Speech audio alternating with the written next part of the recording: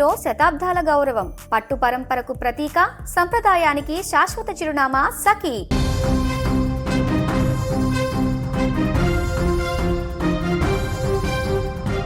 ఎనిమిదేళ్లుగా ప్రేమించి పెళ్లి చేసుకుంటానని నమ్మించి శారీరకంగా లోబర్చుకొని తీరా పెళ్లి చేసుకోవాలంటే ముఖం చాటేయడంతో ప్రియుడి ఇంటి ముందు ప్రియురాలు ఇప్పుడు ధర్నాకు దిగింది. ఈ ఘటన మహబూబాబాద్ జిల్లా డోర్నకల్ మండలము మాన్యాతండాలో చోటు చేసుకుంది.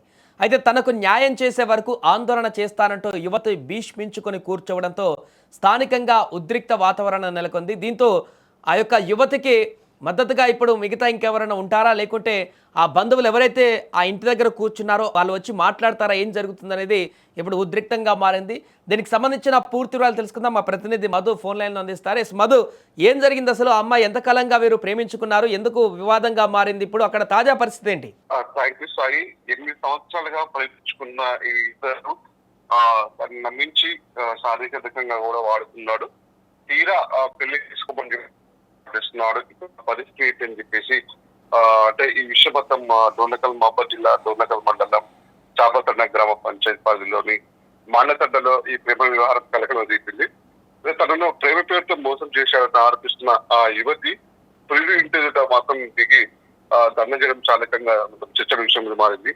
ఇది మొత్తానికైతే యువతి ఉందో యువకుడి నుంచో 8 సంవత్సరాలుగా తన ఇంటర్మీడియట్ చదువుతున్న రోజుల నుంచి కూడా ప్రేమించుకున్నారు. ఇద్దరు కలిసి తనను పెళ్లి చేసుకుంటాను నమ్మించి శారీరకంగా వాడుకున్నాడు.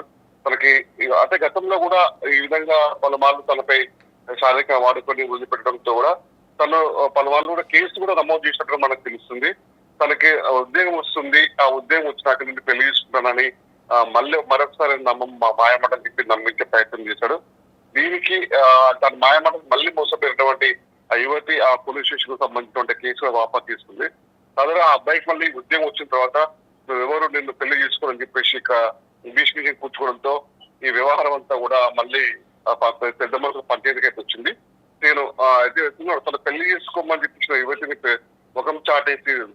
ముఖం చాటడంతో ఇవాళ వచ్చి పొద్దు ఉదయం నుంచి కూడా ఆ పిల్లడి ఇంటి ముందు దండకంతో దిగింది.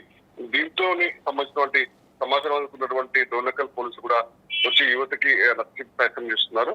ఓవరాల్ చూసుకుంటే ఇటు అమ్మాయి పెద్ద మనిషి, అమ్మాయి తరఫు బంధువులు, అమ్మాయి వాళ్ళ తల్లిదండ్రులు, ఇటు అబ్బాయి తల్లిదండ్రులకు సంబంధించినటువంటి పెద్ద మనుషులతో కూర్చొని ఈ ప్రేమ వ్యవహారాన్ని పెళ్లిగా తీసుకెళ్దామా, అసలు ఏం చేద్దామా అనే వివరంపై కూడా గ్రామ పంచాయతీ ఆవరణ కూడా పంచాయతీ పెట్టుకోని కూడా ఈ సమస్యకి ఏ విధంగా మనం పరిష్కారం దిద్దామని చెప్పేసి మాట్లాడుకున్నట్టు మాత్రం మనకు సమాచారం అందుతుంది. మధు, మరి ఇప్పుడు అక్కడ ప్రియుడు ఇంటి దగ్గర ఎవరైనా ఉన్నారా? అక్కడ ఈమె కూర్చున్నప్పుడు ధర్నా చేస్తున్నప్పుడు ఆ ఇంట్లో ఎవరైనా ఉన్నారా? ఆ వ్యక్తులు స్పందించారా, లేకుంటే వారు తాళం వేసుకుని వెళ్ళిపోయారా? వాళ్ళ పరిస్థితి ఏంటి? అక్కడ ఇంటి ఎప్పుడైతే ఆ యువతి వాళ్ళ ఇంటి ముందుకు వచ్చి కూర్చుందో ఆ ఇంట్లో కుటుంబ సభ్యులంతా కూడా బయటకు వెళ్ళదు. ఎందుకంటే ఏమైనా ఉంటే మా కొడుకుతో మాట్లాడుకోండి, మాకు సంబంధం లేదు, మేము పెద్ద మనుషుల దగ్గర ఆల్రెడీ చెప్పాము, ఆల్రెడీ మీరు కేసు కూడా పెట్టుకున్న గతంలో కూడా పెద్ద మనుషులు ఏ విధంగా చెప్తే ఆ విధంగా మేము నడుచుకుంటాము అని చెప్పేసి. కాకపోతే ఇది ఎవరైతే ఉన్నాడో అబ్బాయి ఎవరైతే ఉన్నాడో తనకి అంటే గవర్నమెంట్ జాబ్ వచ్చిందని మనకు తెలుస్తుంది. అంటే పెళ్లి జాబ్ రాకుండా ఒక మాట, వచ్చినాక ఒక మాట మాట్లాడుతున్నాడు. ఇది రెండోసారి, ఇది మూడోసారి ఈ విధంగా తనకు చేయడం అలవాటు అయిపోయింది.